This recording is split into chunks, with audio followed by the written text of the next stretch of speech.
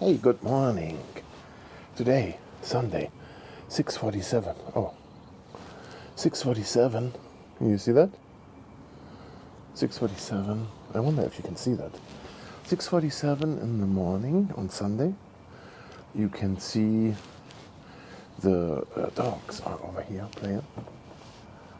They play every morning at this time. I have a few plants here in front to make the picture nicer. And sun came up. It's not anything here yet. It's like dark in this area. So, and that's where we know that our GoPro does not shine. So I recording this with a different camera, and this is my main camera there.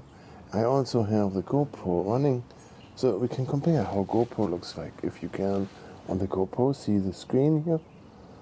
I'm not sure if it's like reflections on there or not, or can you read the numbers on there or not? I'm not sure. So I wanted to talk about the new Sony that's coming out. There's people getting excited. They're on the 23rd, so in 2 days, Sony's coming out with a new vlogger camera. And I was wondering if that's worth trouble, but I think for me it's not. Oh, look, there's a seed in my bed here, and my flowers. Huh. How do you like my plants up front here? Look at this. Oh, it's like a little wet underneath. Yeah, the Sony. Is it worth it?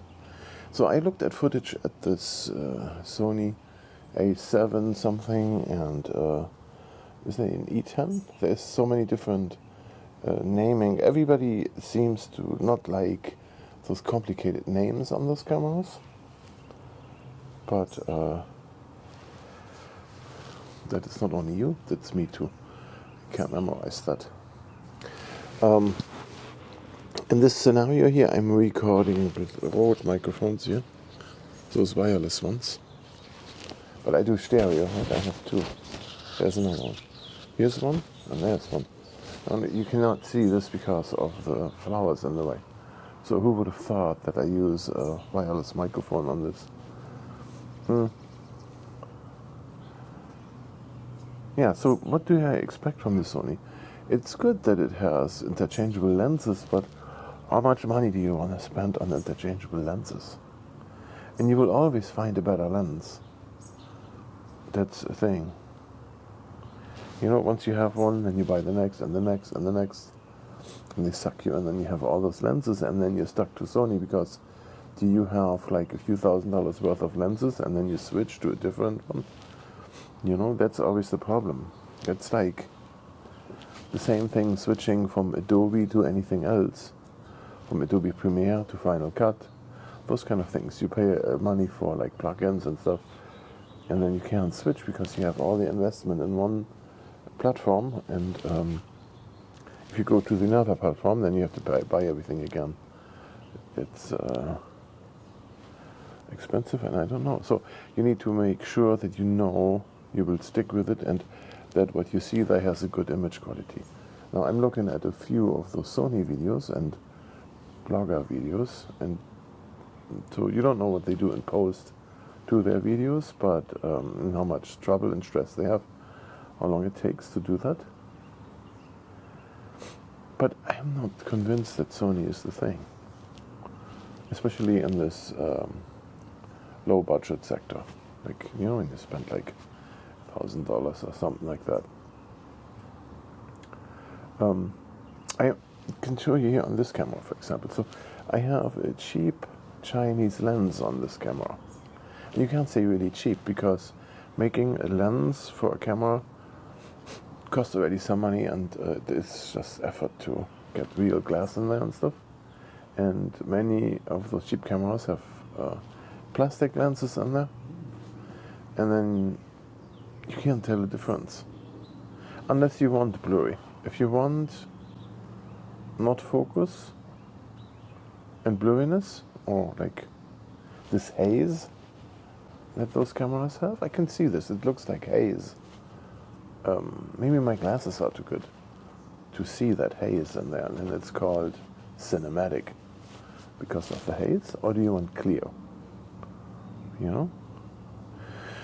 Let's try this. I want to switch this lens here now, where the camera stands, out with a different lens. Now I have one here. Here, this is like a German company, I think, Vogtlander. It's a 17.5 millimeter. 17.5 millimeter lens. And then what do you have on there on this camera right now? I think, is it 22?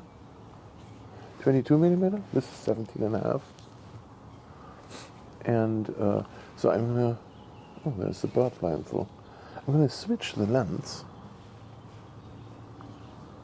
Can I do that on the fly without turning the camera off?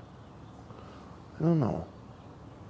I mean, this would be hilarious, but you should never do this, but let me try this. I do this just for you. Oh, I'm sorry. So I said 22. I have a 16 millimeter lens here on the camera right now. There. I'm going to switch that. I'll open here the Vogtlander.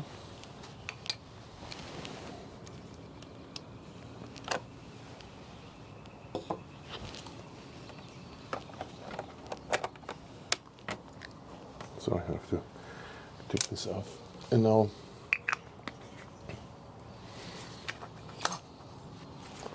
we need to go here a little. Oh, sorry about this. And then we go on to focus here. Here, look at this lens. That was on there. Large lens, right?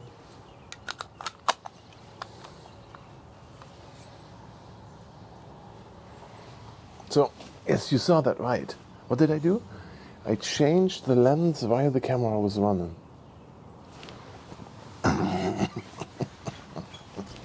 That's not good for the electronics, for the camera, though, by the way.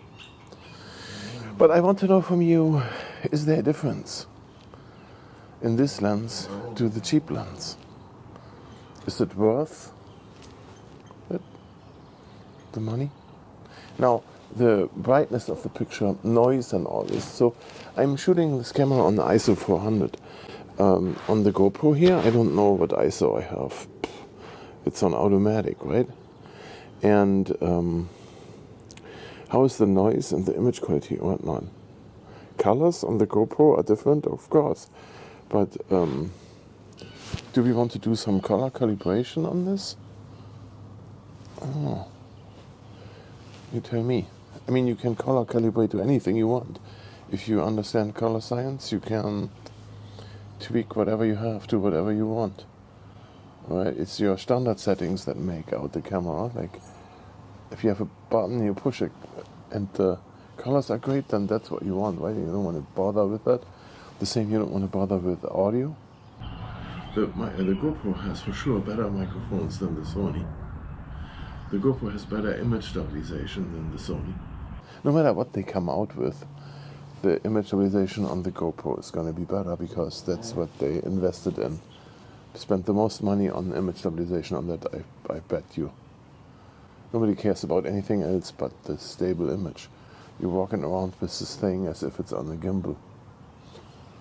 And Sony doesn't know how to do this.